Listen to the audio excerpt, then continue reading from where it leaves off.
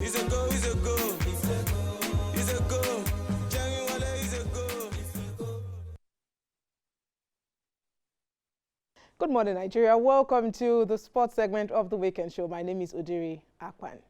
All right, today we'll start with an inspirational quote to commemorate the start of the 2019 Africa Cup of Nations. I went for an African proverb. Now, this one says, if beard signified intelligence, the goat will be a genius. Okay, so let's go straight into the show this morning, and let's start off from the stories that made the rounds when it comes to the world of sports in the last 7 days. So we'll start off from the Cricket World Cup, where South Africa have continued their horrific showing at the World Cup. They lost by 4 wickets to New Zealand during the week. And also let's go to the world governing body, football governing body, FIFA, who have confirmed the appointment of its Secretary General, Fatma Samora. They said she is now the FIFA General Delegate for Africa. She is going to be in charge of CAF for 6 months from the 1st of August.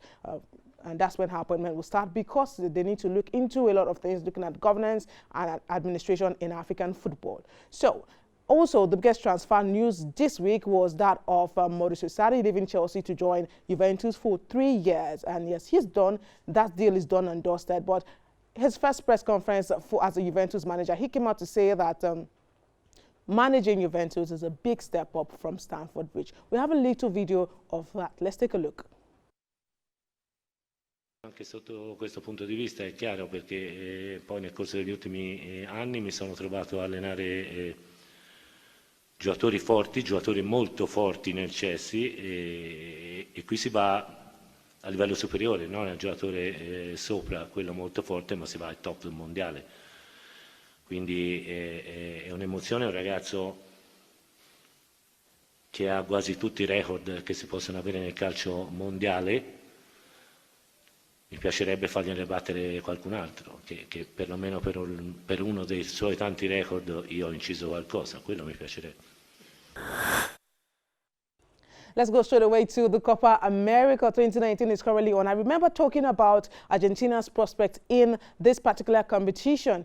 And we go straight to a look at what they've been doing so far. Not great. They're bottom of their group right now. They need to qualify for the next round, and they need to get a result against Qatar. Imagine in their group, Qatar is above Argentina. Let's take a look at the group stages and, of course, the emblem for the Copa America.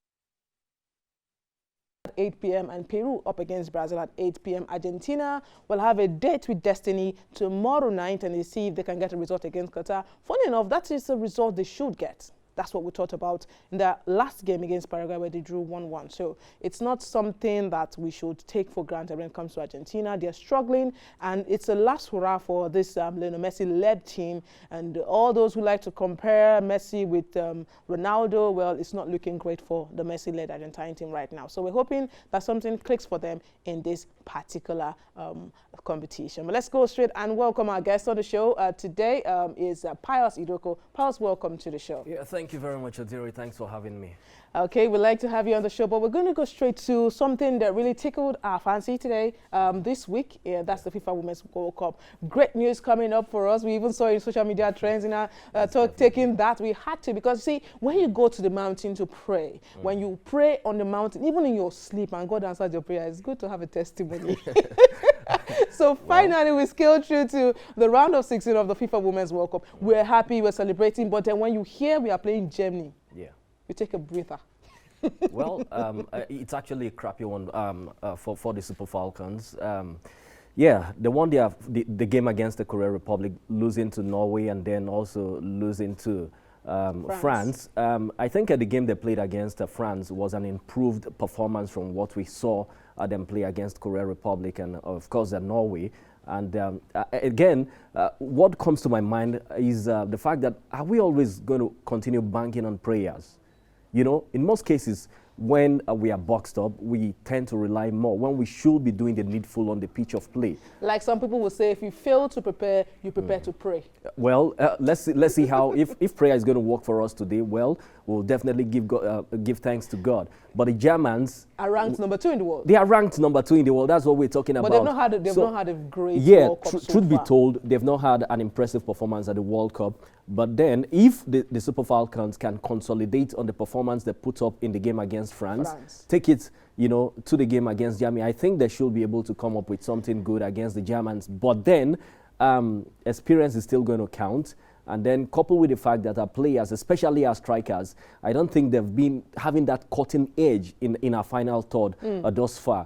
They need to do more. Have not been clinical enough. It's not been clinical. They need to do more, or probably. But I wonder, what should we really worry about? Is it the finishing or the defensive part? Because I think they've got that down. I think Thomas Deneby has done a great job getting this team to defend properly. Now, this is the video of what happened in that game. Now, France was only able to get a goal through a penalty, and it was even saved the first time, and then we had to take it again. So let's take a look at what happened in that game against France.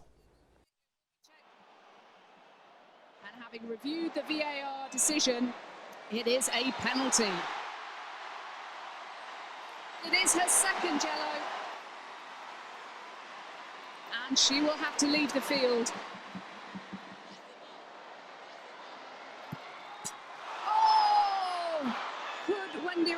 Women's World Cup get any more eventful?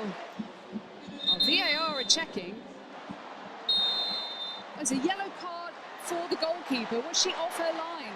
It's going to be taken again. She did have 2 feet off the line. You have to have 1 foot on the goal line when the ball is struck. It's Renard, and this time she converts. Relief for Renard, relief for France. It's pretty much always. Now, you look at that and you say, well, France actually had what we call a narrow escape in that game. So maybe we can redo it against Germany. Problem is, once you've told everybody your plan, they know it, so they are coming prepared for you. Yeah, I think everybody is definitely going to look forward to an improved performance from the Super Falcons when they take on the Germans later this evening.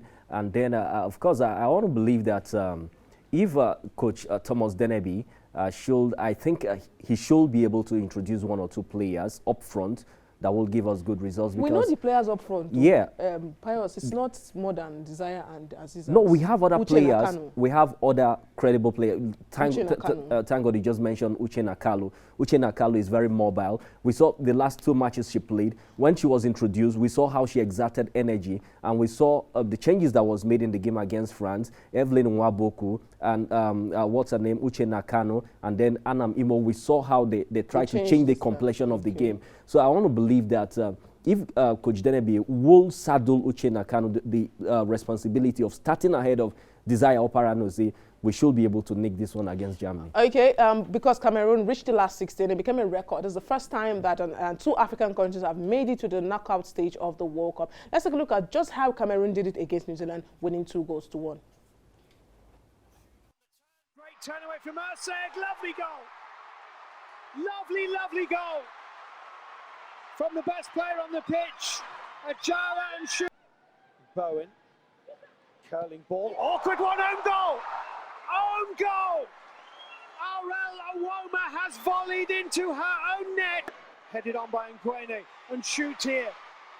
And Shoot, good turn, away from Percival, another great turn, and Shoot has put Cameroon into the knockout stages of the Women's World Cup. Cameroon are through with the last kick of the game, and New Zealand are out. There you see it. Nigeria will take on Germany at 4:30 p.m. Nigerian time, and then Norway takes on Australia at 8 p.m. Nigerian time. I'm sure it's the German-Nigeria game that concerns us mostly because we'll take up the match at 4:30. That match will play at Grenoble in France. Okay, so we're done with the FIFA Women's World Cup. Of course, and the African Nations Cup started yesterday. Beautiful win for Egypt, but the opening ceremony was beautiful to watch also. We have some previews for you, the favorites of the African Cup of Nations, and we'll take a look at that right now when it comes to the AFCON.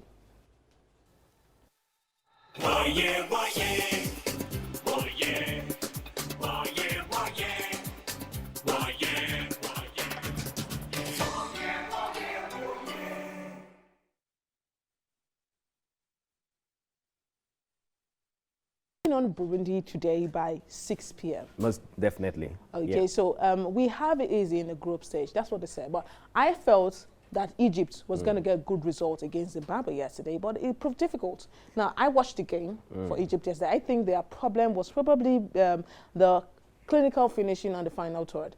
They created some chances they didn't get, but beautiful goal from Mohamed Trezeguet. Yes. That one. So what do you think? With our favorites are Morocco, Senegal, Egypt, Nigeria. What do you think? Who will win? Yeah, Egypt, Nigeria, Senegal, Morocco.